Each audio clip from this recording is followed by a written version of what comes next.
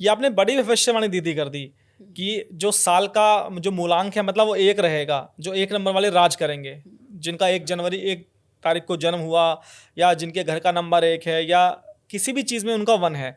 तो मतलब आपका ये कहना है कि जो भी लोग 1 नंबर वाली कंपनी के शेयर खरीदेंगे उनको लाभ होगा, निश्चित तौर पर लाभ होगा। और आप स्वयं यदि 1 अंक के हैं तो उनके लिए भी हम बता दें, जैसे 1, 10, 19 और 28, ये इस जिस भी मंथ की डेट पर ये जिनका भी जन्म हुआ है, मंथ चाहे कोई भी हो, तो उन लोगों के लिए ये खास रूप से ये वर्ष बहुत अच्छा है, या जिनकी एज है उसका जो योग यदि 1 बन रहा है तो उनके लिए ये बहुत अच्छा है। और इसमें भी जो 19 बोर्न है, अगर वो सिद्धांतों के साथ में कार्य कर रहे हैं, यदि वो सूर्य के बल के साथ में अपना बल लगा देते हैं, 100% अगर उनका प्रमोशन अटका हुआ है तो होगा। जो भी बच्चे एजुकेशन पे है, जो गवर्नमेंट जॉब की तैयारी कर रहे हैं, यदि वो 19 बोर्न है या 1 भी है, 100% उनका सिलेक्शन का योग है। तो इस साल निराश बिल्कुल नहीं होना है। होता है 4-5 साल से बच्चा कोई तैयारी कर रहा है तो गिव अप कर चुका होता है, लेकिन नहीं, हम फिर कहेंगे ये वर्ष उनका है और ये वर्ष पूरा सरकारी जॉब का है। इस वर्ष सरकारी जॉब आपको बहुत मिलने के योग है, एक एवरेज से आगे जाकर सरकारी नौकरियां लगेगी। गवर्नमेंट से संबंधित जितने भी कार्य, जैसे व्यापार है, जो गवर्नमेंट के साथ कोलैबोरेट होकर जो व्यापार होंगे उन सबके अंदर लाभ होगा और कार्य होगा।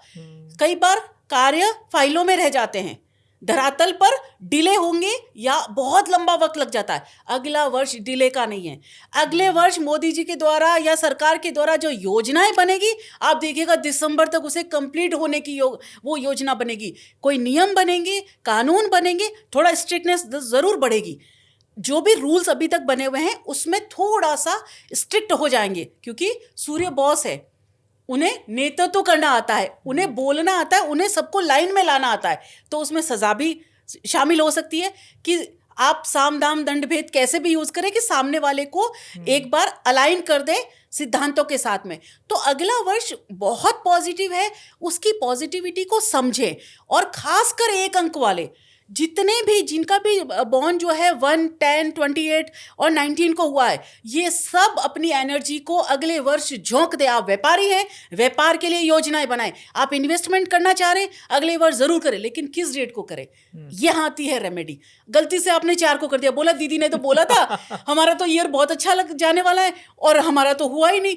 तो इन लोगों को जो निर्णय लेना, जैसे फॉर्म भी भरना है, तो कोशिश करें पहली डेट 19 चूक जाए तो आप 1 पर भर दें, नहीं तो 10, नहीं तो 28।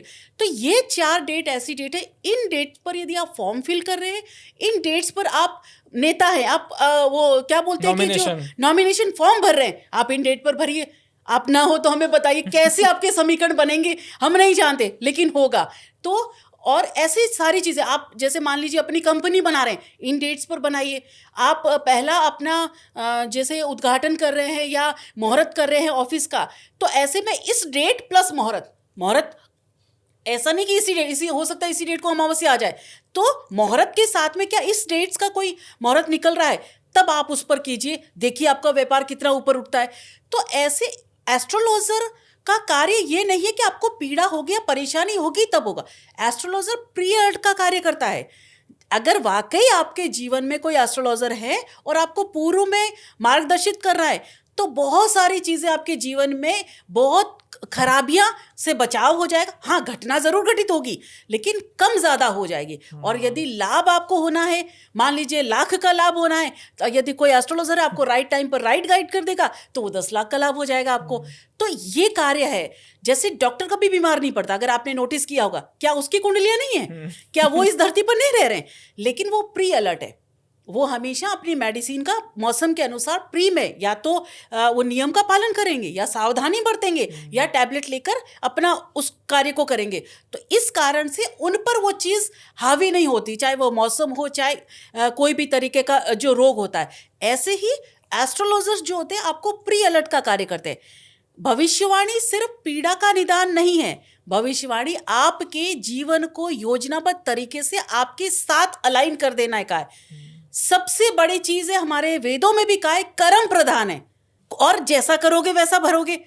तो कर्म जो प्रधान है, एस्ट्रोलॉजर सिर्फ उसी प्रधान कर्म जो आपकी कुंडली के अंदर जो बेहतरीन बैठा है उससे आपको अलाइन कर देता है। मान लीजिए आपको डॉक्टर बनना है और आपको पता ही नहीं है, सबसे पहली कुंडली 10th में बच्चों की जरूर खुलनी चाहिए, जहां पर बच्चों की दिशा तय होती है। कई आपने कितने ही आपके आसपास के लोगों को देखा होगा जिनकी शिक्षा कुछ अलग होती है और वो बन कुछ और जाते हैं।